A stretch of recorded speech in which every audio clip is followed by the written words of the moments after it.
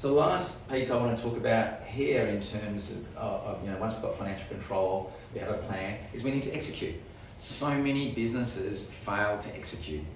And what I would like to share with you now is just my observations and again the experience we've had with lots of clients around what structures we need to put in place to execute. And it's not because businesses don't want to execute, often they don't have the structures in place that allow them to execute. So the most important thing, and again it links back to these people, is we need the right people in the right seats doing the right things with the right priorities. So, often, the reason why a lot of execution fails is, and we see it especially with businesses want to grow, is often the business outgrows the capability of people in certain roles. So with all the best intentions, those businesses want to grow, but they can't grow because they don't have the right people in the right seats. So, I think something as your business is growing, ask yourself your question, have you got the right people in the right seats with the right priorities? And I'm sure it'll become pretty apparent to you whether that's happening or not. And I know certainly that's been my experience as we've grown our business.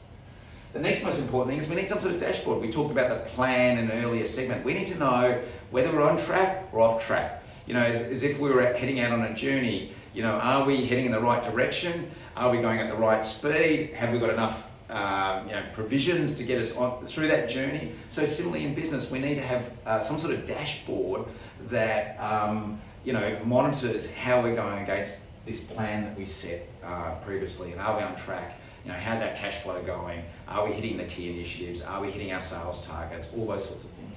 And the last thing is to have some sort of meeting pulse in your business. My experience working with a lot of businesses is they have no sort of meeting rhythm. There's nothing happening in their business on a regular basis. They're not running sales meetings. They don't have monthly management meetings. They don't have weekly catch-ups. So and often those sorts of things fall away. So it's really important that businesses put in place that structure that make sure meetings happen. And people often complain, I have to have another meeting. But often it's not so much the meeting's fault, it's the meeting is not set up in a way that allows success. There's no agenda, there's no agreed key outcomes. So I really encourage you to, make sure those three things are happening in your business if you want to execute on your plan.